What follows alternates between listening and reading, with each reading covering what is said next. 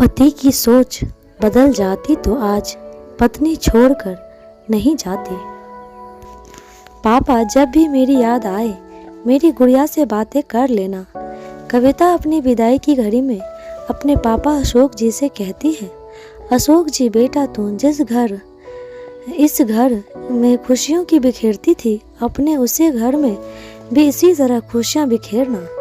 अशोक जी के इतना कहते ही कविता बीच में ही बोल पड़ती है, हाँ जानती हूँ, अब तो आप भी यह कहेंगे कि अब यही घर तेरा असली घर है, उसकी जिम्मेदारी पहले निभाना। अशोक जी नहीं, मैंने ऐसा कब कहा तुझे? कविता हाँ आपने नहीं कहा, पर दादी मम्मी जब से शादी तय हुई है यही तो कहती आई है, फिर आप भी तो वही कहोगे ना। अशोक जी बेटा आज तुझे मैं जीवन की एक सबसे बड़ी सच्चाई बताना चाहता हूँ, खास करके यह बातें तुम लड़कियों के लिए ही है, और शायद ही आज से पहले कोई पिता ने अपनी बेटी से ऐसी बात कही होगी। बेटा तुम अपने जीवन में सबके लिए बहुत कुछ करोगी, आज तक तुम बेटी और बहन थी, अब तुम पत्नी बहू का किरदार निभाओगी। काफी सारे रिश्ते नए बनेंगे और मिलेगा नया घर परिवार, पर फिर भी वह तुम्हारा घर नहीं कहलाएगा, इसे तुम्हारा मायका और उसे तुम्हारा ससुराल ही कहा जाएगा। कभी जो तुमसे कोई गलती हुई तो वह कहेंगे कि तुम्हारा घर नहीं है, जो यह सब यहाँ चलेगा नहीं चलेगा। तब तुम्हें इस घर की याद आएगी, पर तुम यहाँ आने से पहले भी संकोच करोगी, क्योंकि तुम्हें लगेगा यहाँ सभी परेशान उन्हें लगेगा यहाँ सभी परेशान होंगे। बेशक बेटा अपने रिश्ते अपने घर परिवार को सबसे ऊपर का दर्जा देना और उससे निभाने में कोई कसर मत छोड़ना, पर बात अपने आत्मसम्मान तक ठेस ना पहुँचे तब तक ही अपने झुकने की गुंजाइश रखना। विद्या पर पापा आप कहना क्या चाह रहे हैं, जरा खुलकर बताइए, मुझे कुछ समझ नहीं आ रहा है। अशोक जी बेटा मैंने तुम्हें पढ़ लिख कर इस काबिल तो बना दिया है कि तुम अपने दम पर अपना एक घर ले पाओगे जो तुम्हारा हो। कभी जो सुकून की 2 पल चाहो तो किसी से भी संकोच करने की जरूरत ना पड़े। कविता अपने पापा की इस बात को जहन में रख अपने ससुराल चली जाती है, पर वह इस बात की गहराई को समझ नहीं पाती। उसने अपने शादी से पहले कई परीक्षाएं दी थी नौकरी की, तो उसका एक नौकरी में चुनाव भी हो जाता है। इस बात से उसका पूरा परिवार बड़ा खुश होता है। धीरे धीरे वह नौकरी और घर दोनों संभालने लगती है। वह अपने जीवन में इतनी व्यस्त हो जाती है कि उसे अपने मायके जाने तक की फुर्सत नहीं थी। एक दिन उसके ऑफिस से लौटने में देर हो गई और जब वह आए तो देखा किसी ने भी उसका इंतजार नहीं किया। सब खा पीकर मजे से टीवी देख रहे थे। वह इतनी थकी थी कि बस फ्रेश होकर लेटी ही थी कि उसकी आंखें लग गई और वह आंख खुली तो सुबह हो चुकी थी और उसका पति रवि ऑफिस जाने के लिए तैयार हो रहा था। कविता अरे आपने मुझे जगाया नहीं, कल रात मुझे तेज भूख लगी थी पर मैं सो गई, पर आप तो मुझे जगा सकते थे ना। रवि तुम्हें अपनी भूख अपनी नौकरी बस इन सब की ही परवाह है ना, कभी इस घर की जिम्मेदारियों की भी परवाह कर लिया करो। वह क्यों करोगी, उसके लिए तो है ना मेरी मम्मी। कविता रवि अपने ऐसे कैसे बोल सकते हो, मैं क्या घर के लिए कुछ नहीं करती? अरे यह घर मेरा भी तो है, मुझे भी रवि गलत, यह घर मेरा है और इसलिए मैंने अब तय किया है कि इस घर में जो मैं कहूँगा वही सबको करना पड़ेगा, तुम्हें भी।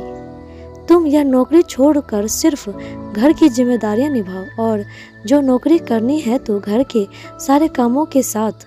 रवि के इतना कहते ही कविता को अपने पापा की बात याद आ गई और उसने सोचा मेरे दिमाग से पापा की बात कैसे निकल गई, पर अभी भी देर नहीं हुई। वह सोचने के बाद कविता कहती है ठीक है, मैं नौकरी के साथ पूरे घर की जिम्मेदारी भी संभालूंगी।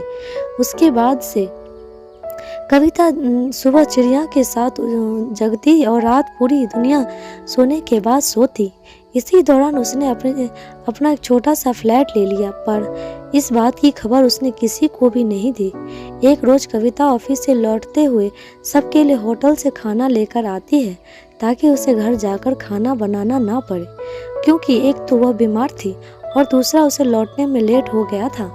उसके घर आते ही रवि उस पर बरस कर कहता है, क्या कहा था मैंने, तुम्हें घर की जिम्मेदारियां पहले रखनी होगी। आज तुम्हें अपनी नौकरी और इस घर में से एक का चुनाव करना पड़ेगा। लेकिन कविता की सास अब दफ्तर वाले तो रखेंगे नहीं, घर की चुनेगी। तुझे तो उसी दिन उसकी नौकरी छुड़वा देनी थी। भगवान के दया से तू अच्छा कमा लेता है, फिर उस महारानी को बन ठन कर काम पर जाने की क्या जरूरत। कविता सही कहा मम्मी आपने, रवि तो अच्छा कमा लेते हैं, फिर मुझसे पैसे मांगने की क्या जरूरत पड़ती है। घर का राशन हो या आपका किसी की तोहफा देना, मुझसे पैसे मांगने की जरूरत, यह तो अच्छा कमा ही लेते हैं। और एक बात, मेरे पास घर चुनने के अलावा और कोई रास्ता नहीं है, पर वह यह घर नहीं मेरा घर होगा। रवि, हाँ, जिस मायके पर इतना इतरा रही हो ना, वहाँ तुम्हारे भैया भाभी 2 दिन में ही तुम्हें भगा देंगे। शादी के बाद लड़की का असली घर उसका ससुराल ही होता है। जो उसे वहाँ जगह नहीं मिली तो कभी जगह नहीं मिल पाती है। यह मत भूलना कविता, मैंने कब कहा कि मुझे मेरे मायके जाना है।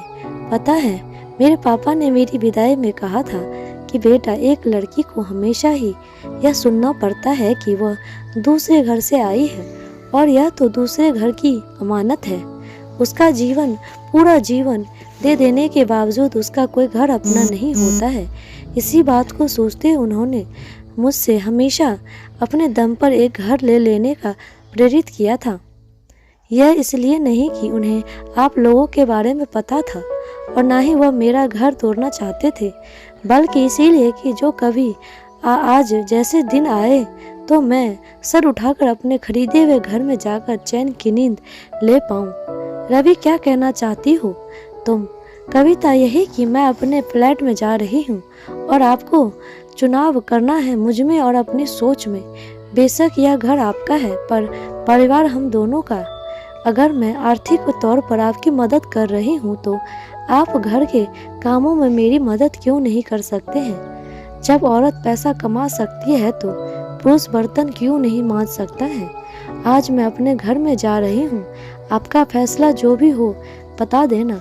कविता वहाँ से जाते हुए अपने पापा को सलाम कर रही थी कि आज जहाँ आजकल कई बाप अपनी बेटी के पैदा होने पर रोते हैं, वहीं एक ऐसे पिता भी हैं जो बेटी को ऐसे सशक्त बनाते रहे हैं।